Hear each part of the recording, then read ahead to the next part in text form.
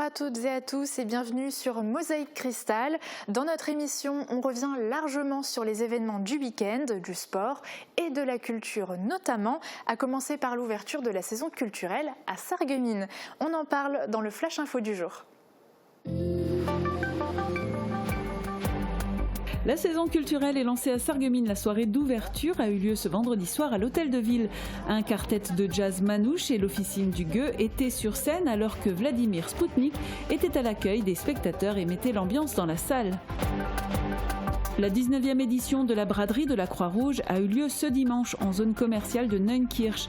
Malheureusement, la météo défavorable a réduit le nombre d'exposants et les rentrées financières de l'association humanitaire pour qui cet événement est la deuxième source de financement de l'unité locale. L'Intersociété et la Table de Véro ont organisé ce week-end une exposition pour découvrir l'artisanat local dans la salle socio-culturelle de Haute-Villers. L'événement a réuni une trentaine d'exposants qui ont proposé leur création originale au public. L'opération de ferme en ferme mise en place par l'AMEM, comme chaque année, a eu lieu ce dimanche dans différentes exploitations de notre secteur. Les producteurs proposaient leurs produits, mais également diverses animations et jeux pour les visiteurs de passage. L'équipe 1 des seniors de handball de Sarralbe, qui vient de monter en division d'honneur masculine régionale, a remporté son premier match de championnat ce week-end contre Sarrebourg. Ils ont dominé la rencontre et le score final a été de 20-14.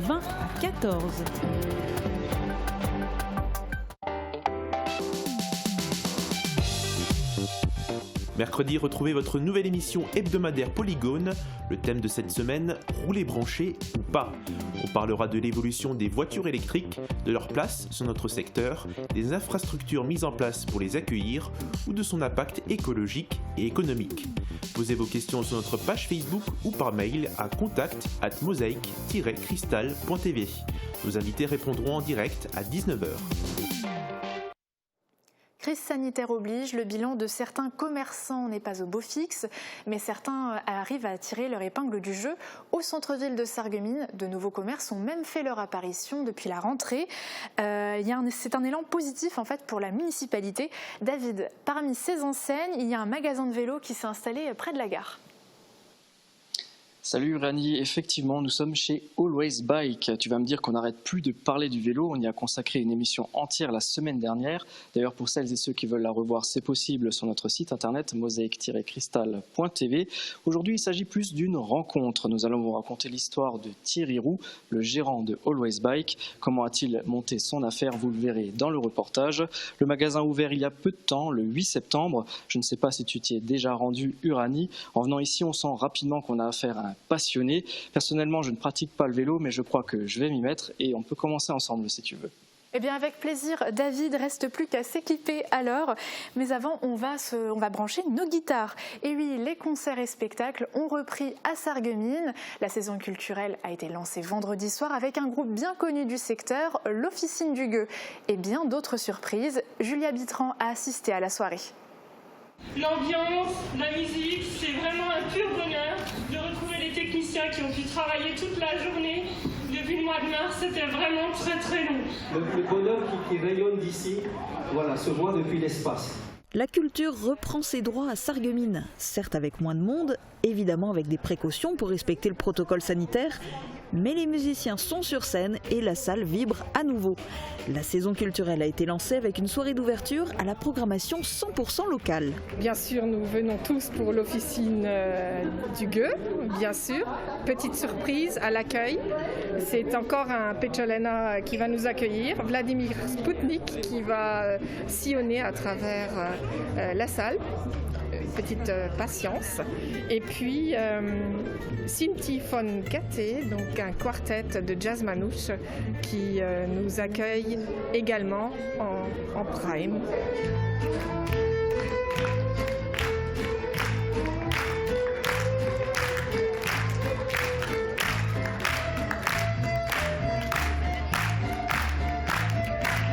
Pendant que les premiers spectateurs patientent en musique, Spoutnik accueille les visiteurs dès leur arrivée dans le bâtiment et met l'ambiance dans la salle pendant les changements d'instruments sur scène. J'ai des clones élèves derrière moi. Être là ce soir pour lancer une saison culturelle, c'est une première victoire sur le Covid ou la Covid. La culture a souffert, la culture a besoin d'aide. Aujourd'hui, en lançant cette saison culturelle, c'est un acte militant pour la culture ce soir. C'est vrai que le fait de rejouer après, on n'a pas joué depuis le mois de mars, il n'y a pas une appréhension mais une très grande excitation de pouvoir à nouveau se retrouver avec mes camarades musiciens et puis de partager un peu un instant avec le public. Ça, on est vraiment très très content, d'autant plus qu'on sait que le secteur de la culture est fortement impacté par cette crise et mes camarades musiciens qui sont la plupart intermittents du spectacle, les choses sont pas faciles.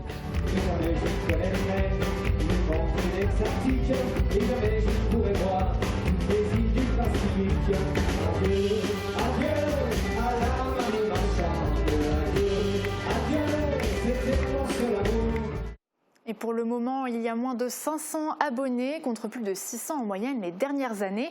L'avantage, c'est qu'il reste des billets pour tous les spectacles, notamment ce soir à 20h30 à l'Hôtel de Ville. Vous pouvez donc acheter vos billets pour la pièce de théâtre La Ménagerie de Verre. D'autant plus qu'il n'est plus obligé de laisser un siège libre entre les groupes de spectateurs masqués. Une autre inauguration, ou plutôt deux, cette fois-ci à Rohrbach. Le maire Vincent Settlinger était accompagné de financeurs pour l'ouverture de nouveaux vestiaires au stade Saint-Rémy. La bibliothèque aussi a eu droit à de nouveaux locaux. Des images de Thibaut Desmerlet. Sport et culture. La commune de Rohrbach a marqué le coup vendredi soir avec une double inauguration. Côté sport, les anciens vestiaires du stade Saint-Rémy n'étaient plus aux normes. Des travaux ont été entrepris pour les réaménager. Aujourd'hui, c'est chose faite. Les joueurs de football pourront désormais utiliser des locaux flambant neufs, plus économes en énergie. La pratique du foot, contrairement aux idées reçues, reste quand même très importante dans le secteur parce qu'on a aujourd'hui beaucoup de filles qui jouent au foot. On a des dizaines d'équipes de foot féminines sur le secteur du Pays Beach et donc nous voulions vraiment qu'elles puissent s'entraîner dans les meilleures conditions possibles. L'ensemble des financeurs du projet étaient présents pour l'événement. La commune a reçu des subventions importantes de la part de l'État, du département, de la région Grand Est et de la Ligue de football. Côté culture, la bibliothèque a été déménagée dans des lieux plus spacieux. Au départ, elle se trouvait au premier étage de l'école Pasteur, dans un espace exigu, non adapté aux personnes en situation de handicap. La création d'une unité autiste pour cette rentrée demandait de la place au sein du regroupement scolaire. La bibliothèque a donc été déplacée provisoirement. Le mobilier a été prêté par la médiathèque de Beach. Une équipe de bénévoles se charge de faire vivre ce lieu de culture. C'est vrai que c'est un travail considérable, plus la création d'ateliers pour les enfants ou pour des ateliers déco, etc. Donc c'est vraiment un travail conséquent pour ces bénévoles et on a vraiment la chance de pouvoir compter sur elles. La commune ne compte pas s'arrêter là. Une médiathèque est en projet. Thierry Roux a fait le choix de vivre de sa passion. Mécanicien de formation, c'est un féru de vélo. Pour lui, avoir sa propre boutique de cycle, c'était un rêve de gosse. Un rêve devenu réalité à Sarreguemines avec son enseigne Always Bike. Thierry Roux, 47 ans, est un sportif originaire de Folquemont. Ce passionné de vélo est mécanicien de formation. Il était technicien expert pendant 20 ans dans une concession automobile et chef d'atelier pendant 8 ans dans un magasin de vélo. Aujourd'hui, il a monté sa propre affaire à Sarreguemines. Bienvenue chez Always Bike. C'est un peu un rêve de gosse, je voulais monter un truc qui me ressemble, une boutique qui me ressemble, qui correspond à ce que j'ai envie de voir, à ce que j'ai envie de faire, à ce que j'ai envie de proposer, à ma vision du vélo, c'est-à-dire un truc un peu convivial et avec des chouettes produits. Ouais. Always Bike, en français, toujours vélo, un nom qui résume bien le parcours de Thierry. Peu importe le chemin sur lequel la vie l'a mené, il l'a toujours parcouru à vélo. Il faisait même de la compétition au niveau régional. Cette passion, il veut la partager au plus grand nombre. La boutique devient alors un lieu de rencontre et d'échange. Ce que j'ai pensé dans le magasin, c'est installer une machine à café, un espace détente, et vraiment faire un accueil personnalisé et chaleureux. C'est tout ce que je voulais. Je voulais qu'on puisse discuter vélo avant de penser vendre vélo. Donc pour bien s'occuper du vélo, il faut pouvoir en parler, raconter ses courses, raconter ses sorties et tout ce qui touche autour du vélo. Le magasin a ouvert le 8 septembre. Ce projet, Thierry l'a imaginé il y a plusieurs années. Il a visité le local en janvier. L'emplacement et l'accueil réservé par la municipalité l'ont convaincu de s'installer à Sarreguemines. L'enseigne est indépendante. Pour l'instant, Thierry travaille seul. Vente, réparation, il propose également des essais accompagnés. Vu les budgets quand même plutôt conséquents, le mieux c'est quand même d'essayer et donc je propose aux clients un essai accompagné donc sur mes horaires entre midi ou le soir après les horaires d'ouverture. Et pour partir ensemble en vélo, déjà pour partager le plaisir de rouler, ensuite expliquer correctement le vélo et les clients, le retour est quand même positif. Oui. Du VTT au vélo électrique en passant par la draisienne, Thierry propose une large gamme de produits. Mais il ne veut pas en rester là. Cette histoire, c'est celle de sa vie qu'il continue d'écrire chaque jour. Et nous sommes justement en direct avec le gérant. Bonjour. Bonjour. Alors comment se porte la boutique depuis son ouverture ? Bien, même très bien. La boutique, l'activité a bien démarré. On sentait qu'il y avait une vraie demande sur Sarreguemines en matière de vélo. Et donc, c'est très bien, c'est très positif. Donc, d'après vous, la pratique du vélo, elle est en plein essor ? Oui, elle est en plein effort. C'est en plein essor, ça c'est indéniable. Beaucoup de gens se mettent au vélo ou reprennent le vélo. Et donc, forcément, il y a de la demande en termes de réparation ou en termes de demande sur des nouveaux vélos. Donc oui, c'est vraiment un essor important. Oui. Alors, comme d'autres, est-ce que vous avez des problèmes de livraison, par exemple ? Y a-t-il encore une pénurie pour certaines pièces détachées ? Oui, comme partout, je pense qu'il y a de la pénurie pour les pièces détachées, pour les vélos neufs. Les capacités de production sont vraiment saturées, donc oui, il y a de la pénurie un peu partout. On fait ce qu'on peut, mais on n'arrive pas à tout avoir dans les délais, donc il y a un peu d'attente sur les réparations notamment, oui. Donc il faut être un petit peu patient. Est-ce qu'on peut parler d'avenir avec vous ? Quels sont vos projets pour la suite ? Oui, mes projets sont simples. J'espère quand même pouvoir embaucher bientôt quelqu'un en termes sur la vente ou sur la réparation. Et je souhaite mettre en place un service de location. Donc ça va prendre du temps et ça demande du personnel. Oui. Donc de la location de vélo. Mais en tout cas, on vous souhaite d'y arriver. À très bientôt. Merci beaucoup. À très bientôt. La semaine dernière, on vous l'annonçait, le lycée franco-allemand à Sarrebruck avait fermé ses portes pour un cas de Covid avéré. Des tests PCR avaient été réalisés sur le personnel enseignant et les élèves. Ils sont revenus négatifs. Les personnes testées peuvent donc revenir au sein de l'établissement qui rouvrira dès mardi 29 septembre. Dimanche, une vingtaine de bénévoles a littéralement mouillé le maillot. L'unité sarregueminoise de la Croix-Rouge organisait sa grande braderie de la solidarité, mais la pluie incessante et l'événement en plein air n'ont pas fait bon ménage. Et ça s'est ressenti dans la fréquentation. Reportage de Julia Bitran. Masque obligatoire et parapluie de rigueur. La 19e édition de la braderie de la Croix-Rouge a pris l'eau. C'est une 19e édition où malheureusement la météo est la plus mauvaise à laquelle on a eu à faire face. Ça se traduit par moins d'exposants. Voilà, moins d'exposants, donc probablement une recette inférieure pour la Croix-Rouge en tout cas, et peut-être pour les exposants aussi. De quoi couler les rentrées financières de l'association humanitaire. Cette grande braderie de la solidarité, organisée chaque année au mois de septembre en zone commerciale de Neunkirch, est d'habitude un rendez-vous de grande ampleur. C'est un événement important, oui. C'est notre deuxième source de financement pour ce qui concerne l'unité locale. Voilà, pour l'instant. À égalité, pratiquement maintenant à égalité avec notre opération Vestiboutique. D'habitude, on est dans des bénéfices qui sont de l'ordre quand même de 6 000 € à peu près, hein, grosso modo. Et cette année, si on arrive à la moitié, ça sera bien. Heureusement que la quête nationale reste la meilleure recette pour le fonctionnement de la Croix-Rouge au niveau local. On ne la présente plus, l'opération de ferme en ferme organisée par l'AMEM. Dimanche, notre journaliste s'est glissé parmi les visiteurs à Leadership au cœur de la ferme Affable. L'occasion de découvrir l'exploitation, les produits locaux, mais aussi d'échanger avec le producteur. Une balade de ferme en ferme. Cette année, l'AMEM renouvelle son opération phare en proposant des visites dans les exploitations du secteur, comme par exemple à la ferme Affable à Leadership. C'est important parce que ça permet de vivre autre chose qu'un échange marchand finalement et ça permet de partager des autres hobbies qu'on a parce qu'on est des producteurs de légumes mais on est aussi des êtres humains, on aime les jeux en bois par exemple, donc ça permet de faire découvrir des choses que nous on adore. L'opération de ferme en ferme favorise la proximité mais elle permet aussi de faire découvrir les produits locaux aux consommateurs soucieux de ce qu'ils achètent. Je sais d'où ça vient et je sais avec quoi je nourris mes enfants, surtout quand c'est du bio. Voilà, ça traverse pas la moitié du monde sur des cargos, voilà, dans des containers. On sait vraiment ce qu'on mange et c'est vraiment important. Savoir ce qu'on mange, un mode de pensée qui s'est démocratisé et qui fait que la production locale ne manque pas de travail. la ferme Affable a effectivement du mal à suivre les demandes. Si les gens continuent à aller vers le local de plus en plus, on va avoir besoin de plus en plus de producteurs, de plus en plus de maraîchers. Enfin, il n'y a pas de concurrence ici, c'est vraiment difficulté à suivre la demande. Dans un tel contexte, la MEM se propose comme un soutien dans le développement des producteurs dans de nombreux domaines. Il y a un suivi, ils nous appellent, ils nous demandent comment ça se passe, ils nous donnent des conseils, des contacts. Ils ont une charte qui dit que tout doit venir du coin, donc c'est vraiment appréciable d'avoir un cadre comme ça qui est vraiment 100% local et où ils font tout pour nous aider. Un cadre 100% local favorisant les circuits courts et la vente directe. Et face à la demande qui s'amplifie, la ferme Affable a d'ailleurs récemment ouvert sa propre épicerie.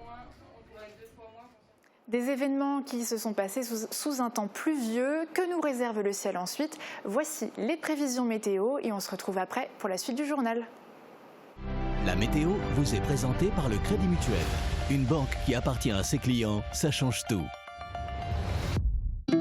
Couverture, crépissage, peinture et isolation. Avec Moder Habitat, votre maison sera belle et confortable par tous les temps.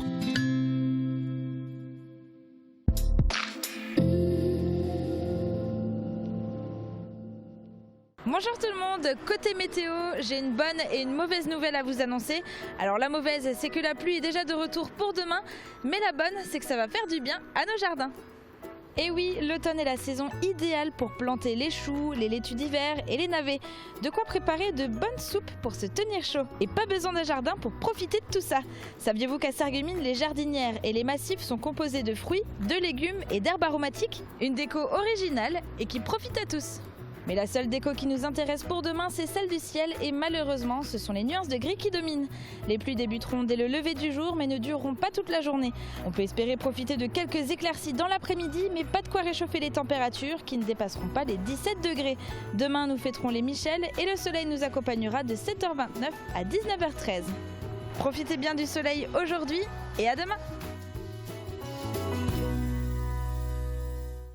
Merci d'avoir suivi la météo avec le Crédit Mutuel.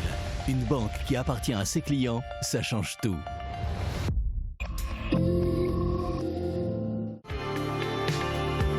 L'association Cassin vous présente la nouvelle saison culturelle au Pays de Beach. Rendez-vous avec l'humour de la Bajon et les quinquas nerveux, de la country et du jazz, de la soul, mais aussi Gauvincer, Soldat Louis et Selkilt. Plus d'informations sur le site www.cc-paysdebeach.fr. Pour la rentrée, AVS Médical vous offre le plein de confort. Retrouvez des jambes légères avec les semelles Vénopède par Sigvaris.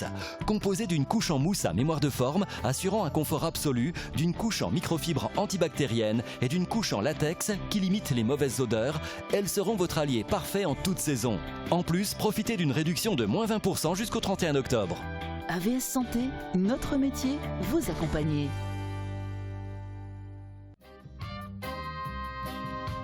Niché dans un écrin de verdure au bord de l'autoroute à Ambar, l'hôtel Sweet & Smart soutient à fond le sport local.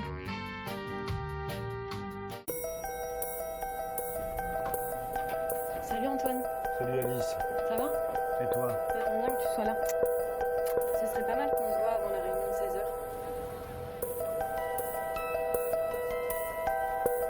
Ça va toi? Vas-y, bisous, je te laisse. Tiens, laisse-moi parler quand je t'écoute.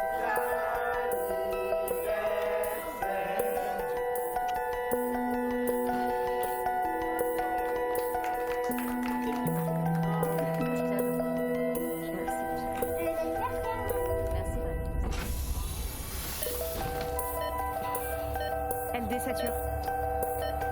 Je la mets à 100% d'oxygène. Ça remonte, ça va aller. On peut tous être touchés, alors on doit tous se protéger.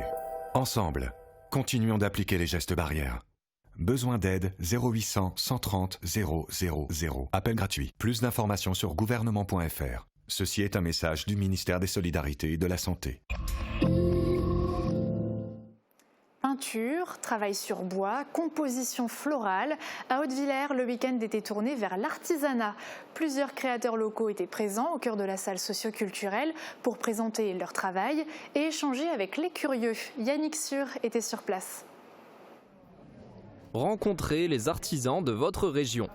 C'est ce que proposait l'intersociété de Haute-Villers et le restaurant La Table de Véro pendant tout le week-end dans la salle socio-culturelle de la commune. L'occasion de faire la connaissance avec des créateurs tels que Marie-Rose qui pratique la calligraphie ou l'art de la belle écriture.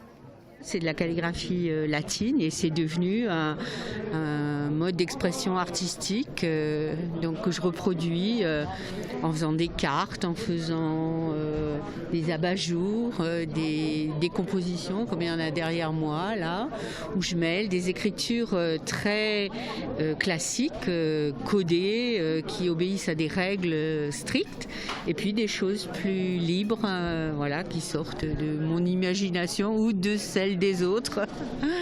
Astrid, quant à elle, fait des œuvres en tissu depuis environ 3 ans et a choisi cet événement pour proposer ses créations aux visiteurs. Donc soit du patchwork, soit des articles pour bébé, des masques. Et comment je fais? Avec du tissu, du fil et une machine à coudre. Et donc vous avez plusieurs motifs de tissu où je fais du free motion, c'est-à-dire du piqué libre pour donner du relief au matelassage. Au total, une trentaine d'artisans ont présenté leurs travaux aux visiteurs. Un rendez-vous considéré comme un succès pour les organisateurs qui ne s'attendaient pas à une telle affluence au niveau du public. Avez-vous déjà essayé de reconstituer votre arbre généalogique? Si oui, vous avez sans doute rencontré des difficultés dans vos recherches. Alors pour éviter de baisser les bras, faute de trouvailles, l'association généalogique de Ambar propose régulièrement des sessions de formation. Comme ce samedi, un généalogiste amateur explique sa motivation au micro de Julia Bitran. À un certain âge, on aimerait bien savoir, surtout quand les parents ne sont plus là, les grands-parents non plus, donc on n'a plus de moyens de demander par où se passer, qu'est-ce qui s'est passé. Et c'est là qu'on a envie de fouiller un peu pour connaître nos racines, nos origines. J'ai commencé une généalogie et j'étais bloqué au niveau de mes parents, enfin plutôt du niveau du côté de mon père, parce que je ne trouvais plus de suite. Je me suis inscrit pour pouvoir avoir tous les outils nécessaires pour progresser dans ce secteur. On apprend déjà à être organisé, parce que le B.A.-BA de la généalogie, c'est avant tout une bonne organisation, un bon classement, avoir un bon logiciel, et ensuite savoir où aller chercher les différentes valeurs qui nous manquent. Soit à la bibliothèque ici au cercle de généalogie, ou alors sur internet. Il y a beaucoup d'archives départementales qui sont en ligne où on peut fouiller dedans pour chercher. Du sport maintenant, ils ont enchaîné les buts. Samedi, le SFC s'est largement imposé contre le FC Sarrebourg. Une victoire 5-0 qui booste l'équipe et qui permet de décrocher ses 3 premiers points dans le championnat. Les images de cette victoire dans ce reportage.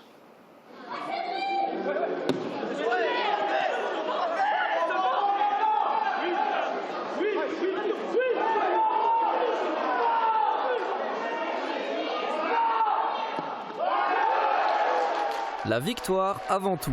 C'est l'objectif que s'était fixé le SFC pour son match contre le FC Sarrebourg. Et c'est chose faite puisque le score final est de 5-0. Une victoire qui résulte avant tout d'un apprentissage après une défaite contre Saint-Avold. On a été solide défensivement, tactiquement on était bien en place. Après, je vous dis, on n'a pas cherché vraiment à développer du jeu parce que ça ne nous avait pas réussi contre Saint-Avold. On avait vraiment pour le coup assez bien joué. Malheureusement, on n'a pas été récompensé, donc on avait une autre stratégie beaucoup plus directe, celle-ci, et du coup, ça nous a réussi, quoi.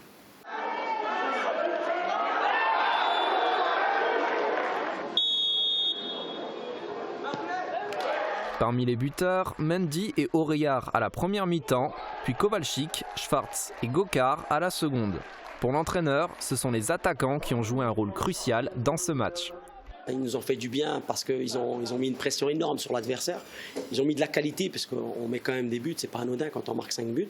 On s'est créé aussi des situations sur contre parce que Sarrebourg a produit du jeu, il y avait de la qualité en face, hein. C'est une belle équipe quand même de Sarrebourg.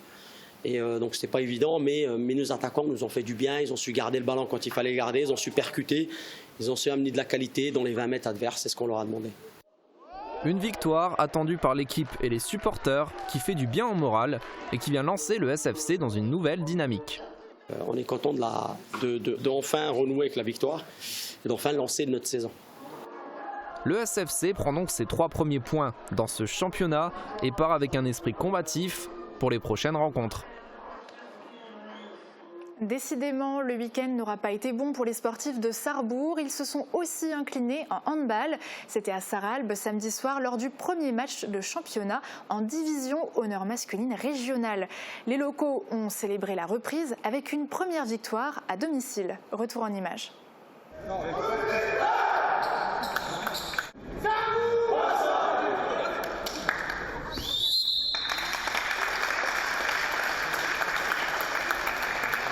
Ils ne sont pas complètement satisfaits de leur performance, mais ils n'ont jamais été inquiétés.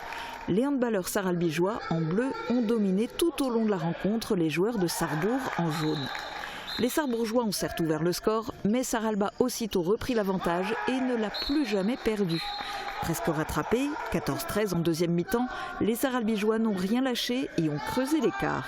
Satisfait, victoire 20-14 pour un premier match de championnat. Une équipe qui, comme nous, n'a pas de prétention pour la montée. Donc très satisfait encore une fois du match, avec le respect des consignes et puis un très bon boulot en défense qui nous a permis d'encaisser que 14 buts, ce qui est très bien. L'équipe 1 des seniors de Sarralbe vient à peine de monter dans cette division honneur masculine régionale au terme d'une saison écourtée. Dans cette poule au niveau élevé, Sarralbe et Sarrebourg risquent de se retrouver au coude à coude en bas du tableau. Cette victoire sarralbigeoise est donc de bon augure pour éviter la relégation en fin de saison. Mais il faudra encore améliorer les techniques de jeu. Là ce soir, on est en échec au shoot. Des shoots seuls face au gardien.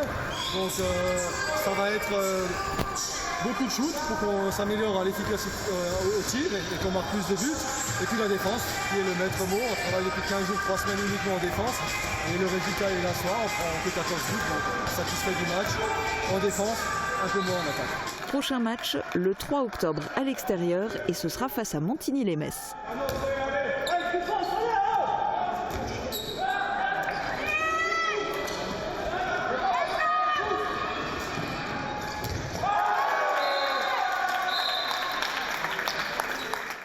Le golf de Sarreguemines-Confluence voulait finir la saison en beauté. Ça aura été sous la pluie, mais en beauté quand même pour les 40 participants à la Coupe de l'Agglo. On vous emmène sur le green.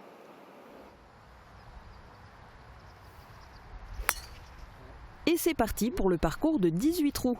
Les 40 participants à la 3e Coupe de golf de l'Agglo sont partis par petits groupes de 3-4 golfeurs tout au long de la matinée de ce dimanche pour cette compétition conviviale. Bah écoutez, c'est déjà d'une part une compétition qui permet de s'aérer le dimanche.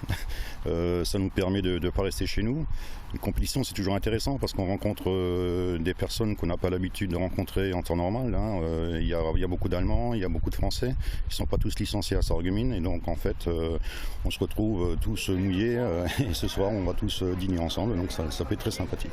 Pas de grand enjeu sportif derrière cette compétition de niveau club qui n'est pas qualificative pour d'autres échéances. C'est une vitrine pour le golf et pour la casque, puisque un certain nombre de compétitions ont lieu toute l'année et qu'une compétition est spécialement sponsorisée par la casque. Voilà, donc c'est ce tournoi qui a lieu aujourd'hui par ce magnifique temps, je dirais. Cette coupe de golf se joue traditionnellement au mois de juin. Cette année est une saison particulière pour le golf aussi, avec l'arrêt total pendant plusieurs mois, la fermeture de la frontière qui a gêné les nombreux licenciés allemands et l'annulation des compétitions en équipe. Malgré tout, le golf tire son épingle du jeu. Le golf, malgré effectivement une année compliquée liée au Covid, on est pratiquement sur le même nombre de licenciés ou de membres que l'an dernier, donc entre 450 et 500 membres. Les objectifs sont multiples pour la prochaine saison, améliorer le green, résoudre le problème des dégâts causés par les sangliers, augmenter le nombre de licenciés et bien sûr réitérer cette Coupe de l'Agglo. Cette année, 15 des 40 participants se sont vus remettre un prix. Mention spéciale à Gabi Augustine, premier prix brut dame, et à Yong Seon Byun, premier prix brut homme. Restez avec nous car l'info continue sur votre télévision locale. Pour revoir une émission ou un reportage, rendez-vous sur notre site internet mosaïque-cristal.tv. Et pour partager l'information locale à votre entourage ou commenter, n'hésitez pas à vous rendre sur notre page Facebook.